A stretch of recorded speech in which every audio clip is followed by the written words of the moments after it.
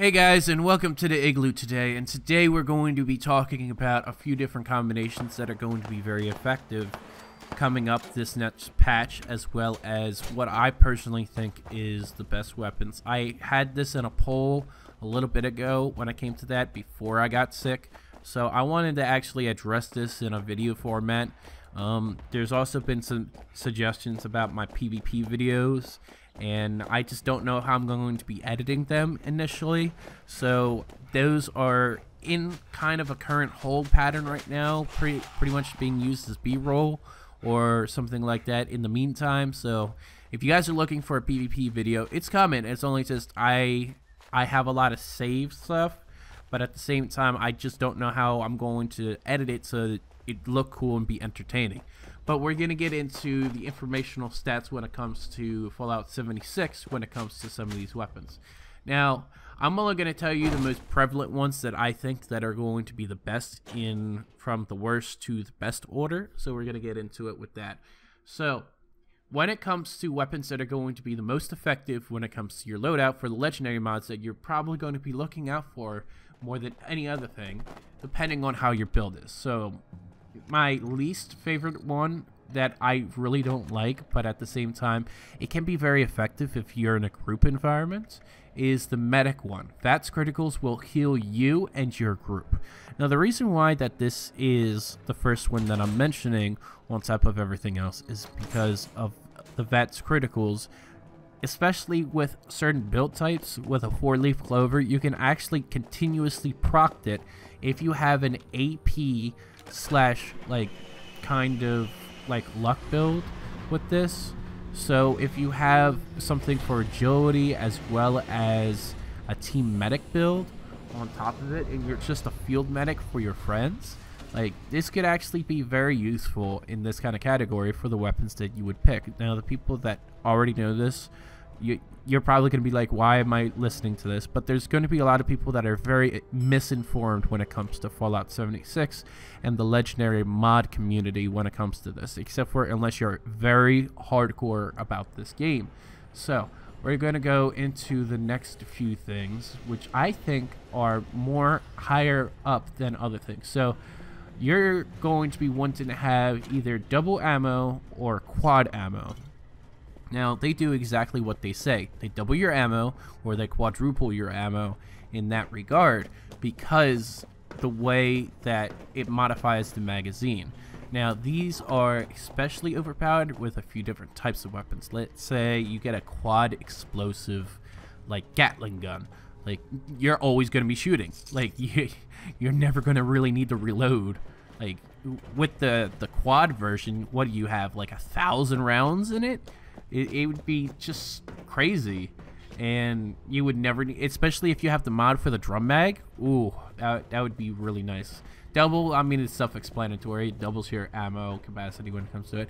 It's mainly just to put more rounds down range so that you can do that. I mean, it doesn't increase your fire rate, but at the same time, I mean, you don't need to reload, so you don't have to waste the precious seconds. Again, with fighting the Scorch Beast Queen, this is pretty much the only way I personally think that it would be cool. But if you get that naturally and you just don't like reloading and going around experiencing everything, I would say that this is okay. This is mainly the best. The quad explosive harpoon that I had in my video is the best combination that you can have for it, because you reload once and it shoots 4 harpoon shots in that barrel. And you don't shoot them all right away, but at the same time they're super effective.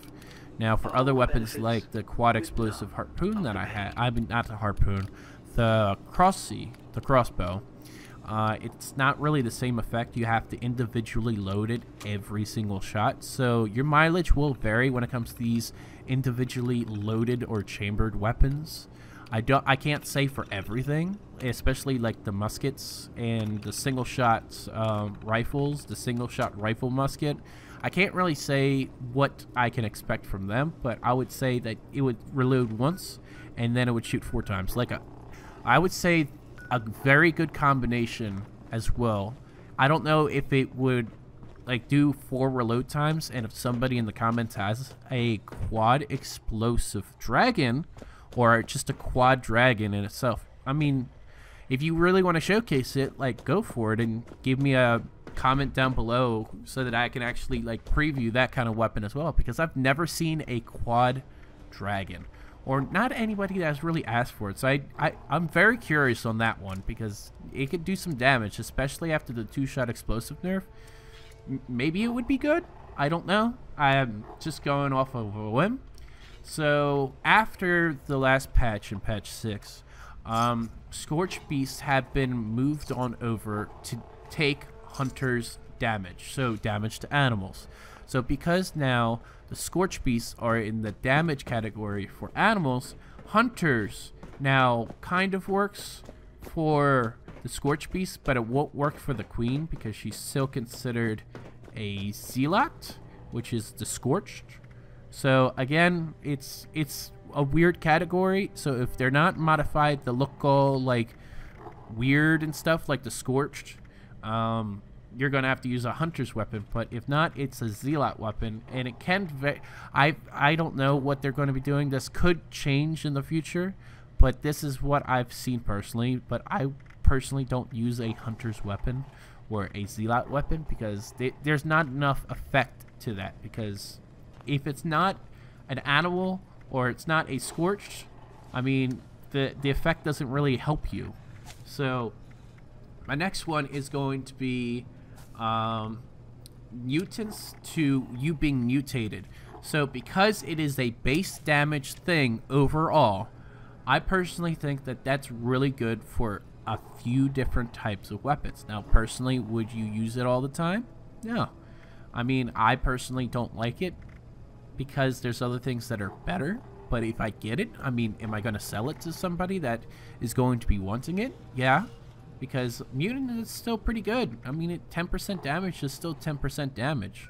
I mean, it's not a 2-shot to the equivalent, but at the same time, we're talking about range equivalency, not anything else. Now, Nocturnal is garbage. I mean, if you get anything that's Nocturnal in a range weapon, I mean, you got to be very situational, and it doesn't really last that long for nights, and it's only for like half of your play session, especially if you're staying on a server. Now, what if the server crashes and then you go to another server that's daytime when you were trying to do a very situational based kind of thing? It's not really effective in that kind of category. We're gonna go to anti-armor. Now, personally, I think anti-armor is one of the best kind of category weapons that are out right now. Now, it comes with a caveat though, and that is because that caveat is that an anti-armor explosive does not work properly in the Fallout 76 universe because the way that it calculates damage. Now, I don't have the exact words from the developers, but this is my theory on that. So because anti-armor reacts upon contact, now what it wants to do is that it wants to have a calculation upon impact. So the calculation upon impact is going to be changed, and it could be overbearing, and the reason why they probably have turned it off is probably because there's a splash. So you not only get hit once, but you get hit twice, and you get hit every single time that there's an explosion. Now, let's say, for example, you had a anti-armor explosive combat shotgun, right? And that means every pellet from the shell would be anti-armor, and then every explosive effect would be anti-armor. This is probably why I think that they turned it off for anti-armor, because on how overpowered it would be, and it would make every armor for PvP completely and utterly worthless in that kind of regard, and it would probably overtake all the melee weapons when it comes to PvP. That's one of the big things that I personally think of when it comes to why anti-armor explosive does not work with each other.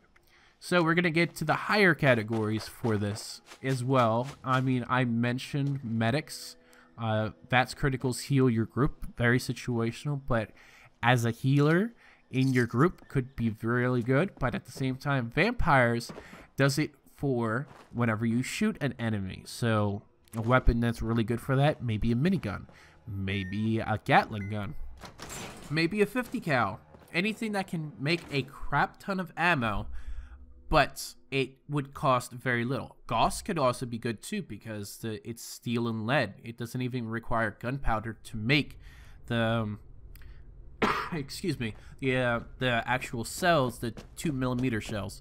And then there's also berserkers, which can work with certain niche situations, but I personally think that Bloodied is still one of the strongest in category when it comes to it, because it stacks very well with other effects like adrenaline reaction, even though there is a problem with it right now and you have to reapply adrenaline reaction to everything else. I personally think that it's still really powerful on top of everything else. Bloodied can still stack very well with almost everything else, and it is probably one of the most powerful things that you can do on this current market when it comes to different kind of categories. Now, the reason why I don't consider Furious better than Bloodied is because especially when you're dealing with a Furious Explosive, is that you have to hit a target each and every time. So what does the explosive effect do?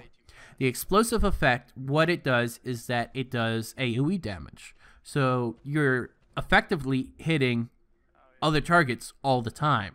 So it doesn't really work. Same thing as in instigating. If you have 1 point of radiation on your health bar when you're doing a PvP environment, you pretty much just have an explosive weapon when you're dealing in a PvP environment. So it's not really worth it when it comes to this kind of playstyle, fighting, and everything else. And this is just my natural thought process when it comes to all of these ranged weapons. Excuse me, I'm still getting better from being sick. So the next ones that I personally think that are really good, not really the best compared to Bloodied when it comes to the range category. Now, the melee category is definitely going to be different as well, but that's going to be in another video. So when you're going to be dealing with, let's say, the 2-shot. Now, the 2-shot, before the nerf, was extremely powerful because it doubled your damage on top of the explosive, which would also double your damage. And then you have not only that, but then you have like Demo Expert 5, which like 100% your damage. And then if you mid-maxed on top of it, like you would do crazy amounts of damage. But the 2-shot as of right now, which it only does, what is it, like 20-25% of what it actually was able to do. Like it got nerfed extremely hard on top of everything else. I would personally still not recommend it unless it's for the heavy class, or maybe a weapon that has a lot of ammo. In one regard, I would never use it for a sniper rifle. Like, I would never use it for like a 2-shot explosive hunting rifle. First of all, the explosive effect makes your rounds become tracers, so it's not really worth it all the time in a PvP environment. But in a PvE environment, it's not going to really care when it comes to like what you're going to be seeing your rounds being traced out as. So that's just one of my main things that I personally think that it's not really worth. A couple other honorable mentions that I personally think that are really good, but are like sleeper good, is like let's say Stalkers, because Stalkers, while not in combat, 100% Vax accuracy at 50% increased AP cost. Like, it's okay, but I mean, again, you have to be based around a Vet's build on top of everything else to fully utilize the effect. Junkies, it only has like 50% damage benefit when it's fully affected, but you have so many withdrawals, and you just don't have that whole time when you have all the withdrawals happening all at once. Like, you have to have like every single withdrawal happen at one time, and it just doesn't work as well. So personally, I don't really like it. Like, you might be really good at it, but it's okay. Now, the reason why I say the difference between like explosive weapons and like other types of variants is that not everybody knows that there is actually one thing that can be better than explosive damage currently after all the nerfs, and that is the VATS critical shots do 50% damage. Now, it's only for specific builds. Like if you have a luck build with full VATS and you are able to just pump out VATS and you are able to always stay in VATS. That's the most pertinent thing to this. So you can have a fully automatic weapon that can always just be shooting up in VATS. And every critical does 50% more damage. And you have a chance to possibly have everything happen at once with a few other things, like maybe you have 250 damage resistance while reloading, so you can reload while you're in VATS on top of everything else, trigger a few things that can make it really like interesting when it comes to it. But I mean, it's very variable when it comes to this kind of setup. 50% limit damage. This is very important for PvP because, let's say for example, you are dealing with a person that is a Assassin's Sentinel or Assassin's Cavalier build, and they're nearly unkillable because they have a pure build.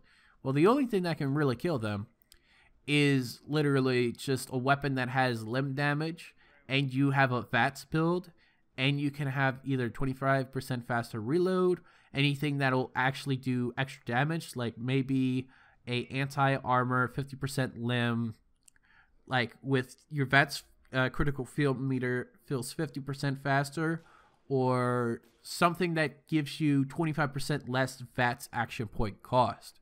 Reason why is because you want to be able to trigger the effect, and one of the only things that can get away from an Assassin Sentinel is if you highlight and you VATS one piece of armor when it comes to fighting an enemy or PvP situation. This is also done as well with a melee character, just even with the Concentrated Fire 1. Okay, even though it doesn't really work as well with melee, it still is very effective to just even have a 1-level card on top of everything else. Which, I mean, to be fair, when I've dealt with people that were using the invisibility glitch on top of everything else, one of them happened during a stream when I was playing Fallout 76, and he had like 4,000 screws that he gave to an innocent like child. Like, it wasn't like completely crazy to think that this guy was doing a lot of exploits in order for himself to be like, yeah, you're bad at PvP. Like, okay, I mean, you're exploiting to be invisible for almost forever in a PvP situation, and the only way that I can kill you is VATS, and I can't VATS you while you're invisibly running to me in melee, but I was still able to kill him. So, I mean, he didn't really talk much. He only said you're bad like twice, but whatever. So again, when it came to like most of these other things, it's definitely weird.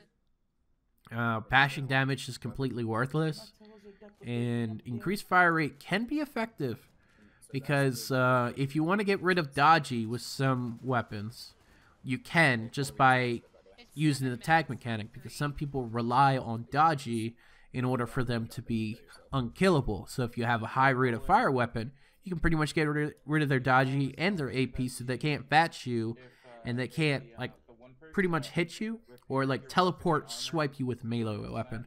If you guys like this kind of content, please leave a like, leave a comment down below. This is more like a laid back kind of observational thing that I can talk to people about, and for what I personally think is a better combination in Fallout 76.